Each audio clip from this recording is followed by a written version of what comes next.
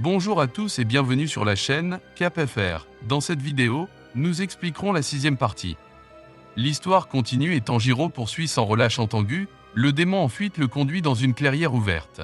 Déterminé à le capturer, Tanjiro allume son épée de sang explosive et frappe rapidement le cou du petit démon. Tengu laisse échapper un cri perçant d'agonie lorsque la lame brûlante entre en contact, mais Tanjiro reste résolu, poussant la lame plus profondément, à mi-chemin. Cependant, une présence inattendue le surprend par derrière, émettant une odeur différente de celle de tous les adversaires précédents, Uroji, Sekido, Ezetsu ou Karaku. Malgré la surprise, Tanjiro tient bon, mais il a du mal à couper plus loin dans le cou de Tengu alors que l'art du démon sanguinaire de Nezuko s'estompe. Geniel avertit de s'écarter et pointe son arme sur la nouvelle menace mais s'abstient de tirer pour éviter de toucher Tanjiro. Le démon fait sortir un poignard à double lame de sa chair et frappe sur un tambour attaché à son corps, invoquant une puissante onde de choc qui propulse avec force Tanjiro en arrière. Alors que Tanjiro se retrouve au centre, un magnifique spectacle se déroule avec l'émergence de 5 dragons en bois colossaux qui s'envolent dans le ciel, l'emportant. En équilibre précaire, il doit naviguer dans leurs mâchoires tordues et claquantes, sautant et évitant leur tentative de l'écraser tout en étant perché sur leurs coups musclés. Luttant pour maintenir son emprise, il vacille sur le bord, dangereusement proche d'être dévoré, jusqu'à ce que Nezuko arrive juste à temps pour l'attraper, se sacrifiant pour le protéger. Bien qu'elle souffre d'une morsure, ses remarquables pouvoirs de régénération restaurent rapidement son bras et sa jambe coupée. De retour au sol en toute sécurité, il se retrouve face à face avec un démon inconnu. Cette nouvelle entité les condamne comme des oppresseurs impitoyables qui s'attaquent aux personnes vulnérables, les qualifiant de méchants méprisables. Tanjiro est surpris par la présence d'un 6e démon, réalisant qu'il ne détecte ni ne perçoit plus les 4 autres démons. Genya est perplexe car il reconnaît ce démon comme étant Sekido, qui l'ont rencontré il n'y a pas si longtemps. Alors que Tanjiro a porté un coup décisif au cou de Tengu et que Genya a tiré sur Ezetsu, lui coupant le bras, une tournure inattendue des événements s'est déroulée. Sekido, les 2 mains levées, absorba Karaku et Uroji en lui, laissant Genya étonné. Ensuite, même Ezetsu n'a pas pu échapper à ses griffes et a été assimilé. Le démon de la colère a subi une transformation, devenant une nouvelle manifestation alimentée par la haine intense de Tengu. Enveloppant Tengu dans une loupe de bois et tapant sur un tambour, le démon a émis une aura intimidante qui a laissé Tanjiro momentanément sans voix et ayant du mal à respirer. Genya, trop submergé par la peur, tremblait de façon incontrôlable devant l'immense puissance devant lui. Répondant à l'objection de Tanjiro, le démon de la haine ferma les yeux sur lui, soulignant leur statut de méchant pour tourmenter les faibles. Il a cité la tentative de Tanjiro de décapiter un démon qui pouvait facilement tenir dans la paume comme exemple de leur tourment. En entendant ces mots, la colère de Tanjiro déborde alors qu'il affronte le démon, se demandant comment ils osent qualifier Tengu de faible. Il met l'accent sur l'odeur indéniable du sang d'innombrables victimes qui imprègnent leur présence et exige qu'elle cesse de jouer à la victime. Levant sa lame avec défi, le Demon Slayer déterminé dénonce les actions tordues et impardonnables du démon, jurant de lui couper la tête. Intrigué par la réaction de Tanjiro, le démon de la haine le nargue, spéculant s'il a consommé les siens pour provoquer une telle fureur.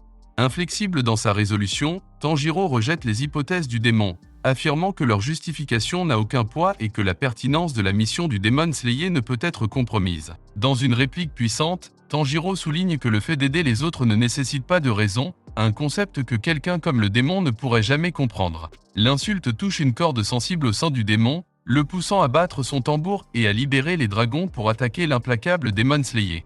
Pendant ce temps, confiné dans le pot d'eau, Muichiro regarde l'attention de Gyoko se déplacer vers le travail caché derrière lui, l'incitant à réfléchir à sa signification avant de retomber dans son vase. Muichiro calcule qu'il n'a plus qu'une petite quantité d'air dans ses poumons, ce qui lui donne l'opportunité d'exécuter une dernière technique. Il initie la respiration de brume en utilisant la première forme, brume voilée et brume distante, mais malheureusement, sa lame ne parvient pas à pénétrer dans l'eau. Anticipant ce résultat en raison de son arme endommagée, Muichiro accepte à contre-séure son destin imminent. Les pensées de Kageya, son chef, remplissent son esprit alors qu'il envisage sa propre disparition et espère que Kageya enverra au moins 2 Ashira pour l'aider dans sa situation. Soudain, une présence inattendue émerge alors que Tanjiro apparaît devant Muichiro. Intrigué par l'apparence de Tanjiro et ses mots d'encouragement, Muichiro se demande qui lui a vraiment dit ces mots. Pendant ce temps, au hangar, Kozo affronte vaillamment Gyoko, brandissant un couteau dans une tentative désespérée d'entraver la progression du démon. Le rang supérieur 5 se moque de la faible résistance de Kozo et se demande par moquerie s'il croit avoir une chance contre lui. D'un mouvement rapide, Gyoko forme une structure en forme de vase dans sa main et déchaîne de puissants torrents d'eau, effaçant le couteau de Kozo et lui infligeant de profondes blessures. Curieux de la détermination inébranlable de Kozo à protéger le hangar, Gyoko s'interroge sur l'importance de son contenu, car il n'abrite pas le chef du village. Son regard dépasse Kozo et il aperçoit Otaru en train de polir méticuleusement la lame de Tanjiro. Alors que le forgeron s'émerveille de la qualité exceptionnelle de l'acier, Gyoko l'observe de près, réalisant que le vieil homme n'est pas le chef du village en raison de son âge. Il appelle Otaru pour tenter de capter son attention, mais le forgeron dévoué reste concentré sur son travail, réfléchissant au maître artisan derrière la création de la lame. Cette concentration inébranlable agace le démon en peau, qui se sent vaincu en tant qu'artiste. Frustré, Gyoko dirige un puissant jet d'eau de son pot, coupant le corps de Otaru à plusieurs reprises. Cependant, le forgeron déterminé reste inconscient de l'attaque, ce qui rend Kozo de plus en plus inquiet. Étonné par la résilience de Otaru, Gyoko lance un autre assaut, infligeant encore plus de blessures et brisant son masque. Néanmoins, le forgeron inébranlable maintient son attitude calme et continue de polir la lame avec diligence. Gyoko est stupéfait par sa volonté inébranlable, tandis que Otaru remarque que la lame exceptionnelle elle-même témoigne de l'incroyable détermination de son créateur, car elle est gravée d'une seule lettre symbolisant son objectif singulier. Malgré les appels continus de Kozo à l'attention, Gyoko devient furieux du mépris de Otaru pour sa présence. Croyant que tuer simplement le forgeron serait trop simple, il décide de lui faire abandonner l'épée et de perturber sa concentration. Alors que la vision de Michiro s'estompe dans l'obscurité, il se résigne au destin inévitable de la mort. Cependant, Tanjiro intervient, lui rappelant qu'il n'a pas le pouvoir de déterminer la fin de sa propre vie. Michiro est intrigué par les mots de Tanjiro, réalisant que ces mots n'ont pas été prononcés par lui auparavant. Tanjiro persiste, exhortant Michiro à ne pas abandonner et lui assurant que l'aide arrivera. Michiro rejette la notion de compter sur les autres, la considérant futile.